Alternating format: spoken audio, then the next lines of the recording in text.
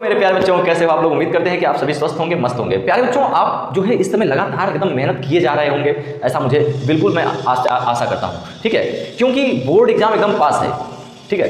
तो चलिए, अभी जो है हमारी जो सीरीज चल रही थी उसी को आगे बढ़ाते हैं। आज हम पॉलिनोमियल के क्वेश्चन लेकर आए हैं आपके लिए, ठीक है, और इन क्वेश्चन को करते हैं। पहला क्वेश्चन आपके सामने है, इसमें जो है पॉलिनोमियल का मैं 2 लेक्चर लेकर आने वाला हूँ। आज 3 क्वेश्चन है और कल 2 क्वेश्चन रहेंगे, क्योंकि इसके 5 क्वेश्चन मैं रखना चाहूँगा, ठीक। और उन बच्चों के लिए बहुत इंपॉर्टेंट है जो बहुत ज़्यादा डर रहे हैं, भयभीत हैं बोर्ड पेपर को लेकर, खासतौर से मैथ को लेकर। भयभीत होने की बिल्कुल जरूरत नहीं है। जितने मैं क्वेश्चन करवा दूंगा उन्हीं को एकदम अच्छे से प्रैक्टिस करके जाना है, बस आपका कल्याण होगा। प्यारे बच्चों, आप ध्यान से देखिए। यहाँ पे पहला है, क्या कह रहा है, इफ 1 0 ऑफ पॉलिनोमियल px इतना इज रेसिप्रोकल ऑफ अदर, यानी कि एक दूसरे के रेसिप्रोकल है। क्या? जीरोस। मान लीजिए एक जीरोस अल्फा है तो दूसरा रेसिप्रोकल क्या होगा? दूसरा हो जाएगा 1 अल्फा। अगर एक अल्फा है तो दूसरा 1 अल्फा हो जाएगा। रेसिप्रोकल मतलब होता है उल्टा, यानी कि अल्फा तो अल्फा ही है लेकिन बीटा कितना हो गया? 1 अल्फा हो गया, ठीक। अब यहाँ से हम क्वेश्चन को करेंगे। क्वेश्चन क्या कह रहा है, इसको जो है, इसको आप ध्यान से देखिए, इसमें जो है k की वैल्यू निकालनी है। Then find the value of k की वैल्यू निकालनी है। तो सबसे पहले इस क्वेश्चन को लिख लेते हैं, 5x² plus 13x plus k।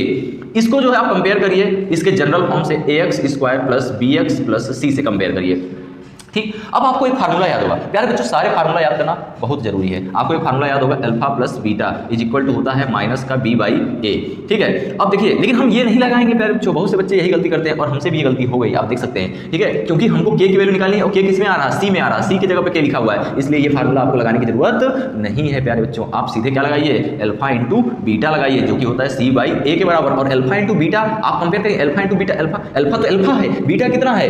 1 alpha है, तो अल्फा की जगह पे अल्फा रहेगा और बीटा की जगह पे 1 अल्फा रहेगा। अल्फा से अल्फा कट जाएगा और यहाँ c की वैल्यू c की वैल्यू k है और a की वैल्यू देखिए, a की वैल्यू 5 है।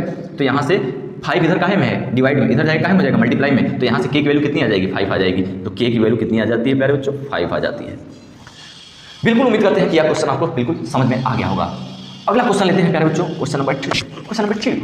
If alpha and beta are zeros of polynomial px x² minus px plus 1 minus c such that alpha plus 1 beta plus 1 is equal to 0। कैसे करना है इस क्वेश्चन को? सबसे पहले आप इसको देखिए, ये औकात में नहीं लिखा हुआ है, यानी कि ये अपने स्टैंडर्ड फॉर्म में नहीं लिखा हुआ है। इसको स्टैंडर्ड फॉर्म में सबसे पहले उठा के पटकेंगे तो ये है x² minus p x plus 1 और माइनस का c। इसको स्टैंडर्ड फॉर्म में लिखेंगे। स्टैंडर्ड फॉर्म में लिखने के लिए x को बाहर रखना पड़ेगा, क्योंकि आप देख सकते हैं कैसे लिखेंगे, x² माइनस px और इसमें माइनस मल्टीप्लाई करेंगे तो माइनस का p बन जाएगा और ये c हो जाएगा। इसको और अच्छे से अगर ध्यान दें तो यहाँ से हम लोग x² लिख सकते हैं, माइनस का यहाँ पे जो है px हो जाएगा और यहाँ से माइनस हम कॉमन ले लेंगे तो यहाँ से बचेगा p प्लस c, ये बनेगा, ठीक है। यहाँ से हमने माइनस कॉमन ले लिया। अब ये स्टैंडर्ड फॉर्म में आ चुका है। यहाँ पे हम लोग फिर लगाने वाले हैं, अभी फार्मूला आपको बताया था मैंने, अल्फा प्लस बीटा, जो कि होता है माइनस का b बाई ए। अब माइनस का b बाई ए, माइनस के b की जगह कितना है? माइनस का p है, तो माइनस माइनस क्या हो जाएगा? प्लस हो जाएगा प्यारे बच्चों। तो प्लस का p आ जाएगा और a की वैल्यू तो 1 है, तो 1 अपॉन में रखो या ना रखो। इस इक्वेशन को इक्वेशन नंबर फर्स्ट मान लीजिए। अगला है, अल्फा इंटू बीटा कितना होता है? तो अल्फा इंटू बीटा होता है c बाई ए और c खुद कितना है? माइनस का p प्लस c और बाई ए की वैल्यू, फिर इस बार a मतलब क्या? कॉफिशिएंट इसका। ये क्या होता है? x² का कॉफिशिएंट होता है। ये कितना है? 1 है, तो फिर यहाँ पे अपॉन में 1 आ जाएगा, तो 1 लिखने की जरूरत नहीं है। इसको इक्वेशन नंबर कौन सा मान लिया जाए? सेकंड, ठीक है। अब इन दोनों को एकदम ध्यान से देखिए और आगे जो है, जो ये दिया हुआ है इसको उतारेंगे हम लोग। यहाँ पे है हमारे पास अल्फा प्लस 1 और यहाँ पे है beta plus 1 is equal to 0।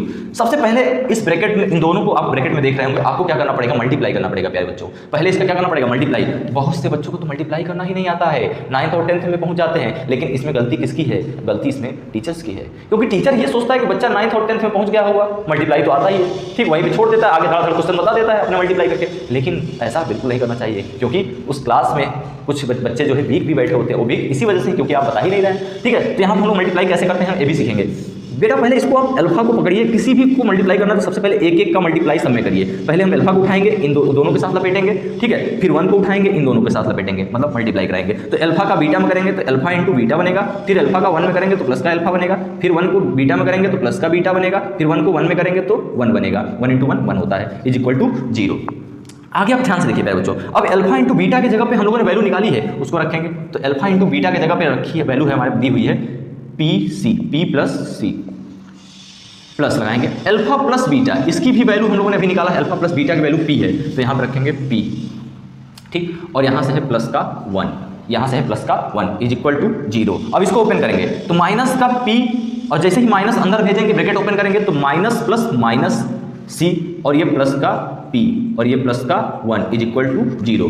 P से P खत्म, क्यों? क्योंकि एक P जो है माइनस का है, एक जो है प्लस का है, इसलिए ये दोनों कैंसिल आउट हो जाएंगे। यहाँ से C इज इक्वल टू आपको कितना मिल जाएगा 1, क्यों? क्योंकि यहाँ पे आपको लिखा हुआ है, आप ध्यान से देखें, इधर माइनस C लिखा है और इधर प्लस का 1 लिखा है। प्लस का 1 जब इक्वल टू के उधर जाएगा तो माइनस का 1 हो जाएगा और माइनस माइनस एक दूसरे को कैंसिल करेंगे, C इज इक्वल टू 1 आ जाता है। तो यहाँ से आपको वैल्यू मिल जाती है C इज इक्वल टू 1। अब इस वीडियो को यहाँ पे हम लोग पॉज करेंगे क्योंकि हमको करना है क्वेश्चन नंबर 3 और हमारे पास स्पेस नहीं है। तो इसको हम लोग सबसे पहले क्या करेंगे, इसको मिटाएंगे, ठीक है। इसको मिटाने के बाद हम लोग क्वेश्चन नंबर 3 करेंगे। आज के लिए इस लेक्चर का क्वेश्चन नंबर 3 लास्ट होगा प्यारे बच्चों। लेकिन मैं फिर एक बार कहूंगा कि क्वेश्चन लगाने से पहले सबसे पहले आपको क्वेश्चन को क्या करना है, ट्राई करना है, उसके बाद क्वेश्चन को लगाने हैं, ठीक है। खुद से जब ना लग पाए तब जाके आप वीडियो चला के फिर देखिए आप बच्चों। अब है हमारे पास क्वेश्चन नंबर 3 यानी आज का लास्ट क्वेश्चन, ठीक है। 3rd क्वेश्चन लिखा है इफ इतना इज इक्वल टू इतना, इतना इज इक्वल टू इतना, देन फाइंड द इतना।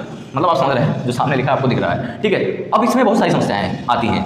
कभी कभी एग्जामिनर आपसे alpha cube plus beta cube भी निकलवा सकता है, alpha square plus beta square भी निकलवा सकता है, alpha cube minus beta cube भी निकलवा सकता है, 1 upon alpha cube plus 1 upon beta cube भी निकलवा सकता है। मतलब इस तरह से रिलेटेड जितने भी क्वेश्चन आपके पास आए, आपको मेरा तरीका अपनाना है। अगर आप इसको स्प्लिट करने के चक्कर में पड़े, इसके अगर आप रूट्स निकालने के चक्कर में या जीरोज निकालने के चक्कर में आप पड़े, तो आप जान लीजिए कि आप बिल्कुल गलत करने वाले हैं। आप पहली बात तो टाइम बहुत ज़्यादा लगेगा, टाइम टेकिंग प्रोसेस हो जाएगा, उसके बाद भी आंसर नहीं आएगा प्यारे बच्चों। तो तरीका मेरा लेना है, क्योंकि आपने वो फार्मूला पढ़ भी रखा है और मैंने अभी बाकी 2 क्वेश्चन भी उसी फार्मूले पे बेस्ड करवाया था, ठीक है। तो आइए इसमें देखते हैं। सबसे पहले इसको नोट करेंगे, x square plus x plus 1, जो कि पहले से ही ये जो है स्टैंडर्ड फॉर्म में लिखा हुआ है, ठीक। अब हमको यहाँ पता है कि sir sum of zeros and product of zeros. तो सबसे पहले product of zeros alpha into beta क्या होता है, C बाई ए। तो C की जगह कितना है 1 और बाई 1 तो 1 बाई 1 यानी कि 1 ही आएगा, ठीक। इसी तरह अल्फा प्लस बीटा निकाल लेंगे, तो अल्फा प्लस बीटा माइनस का B बाई ए, तो माइनस का B की जगह कितना है 1 तो 1 रखेंगे और 1 बाई 1 यानी कि ये भी कितना आ जाएगा, माइनस का 1 आ जाएगा,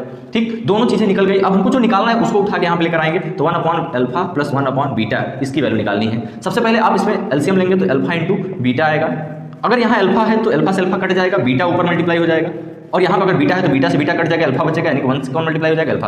अल्फा प्लस बीटा की वैल्यू अभी आपने निकाला -1 और अल्फा इंटू बीटा की वैल्यू अभी आपने 1 निकाला, तो ये ओवरऑल 1 आ गया, ठीक है। तो इसकी वैल्यू कितनी आ गई, 1 के बराबर आ गई। उम्मीद करते हैं कि ये दोनों क्वेश्चन आपको तीनों क्वेश्चन जो है आपको बहुत ही मजेदार लगे होंगे और इनका प्रैक्टिस अच्छे से कर लीजिए। बाकी मैं जो 2 क्वेश्चन कल लेकर आने वाला हूँ इसी का पॉलिनोमियल का, वो भी थोड़ा सा अच्छे लेवल का, अभी ये मॉडरेट लेवल के थे, ठीक है, वो थोड़ा सा अच्छे लेवल के होंगे, उनको भी प्रिपेयर करना है, ठीक है। बहुत बहुत धन्यवाद। उम्मीद करते हैं कि आप जो है अच्छे से इन चीज़ों को समझेंगे और मेहनत करेंगे, इस बार अपना बोर्ड में अच्छा मार्क्स हासिल करेंगे।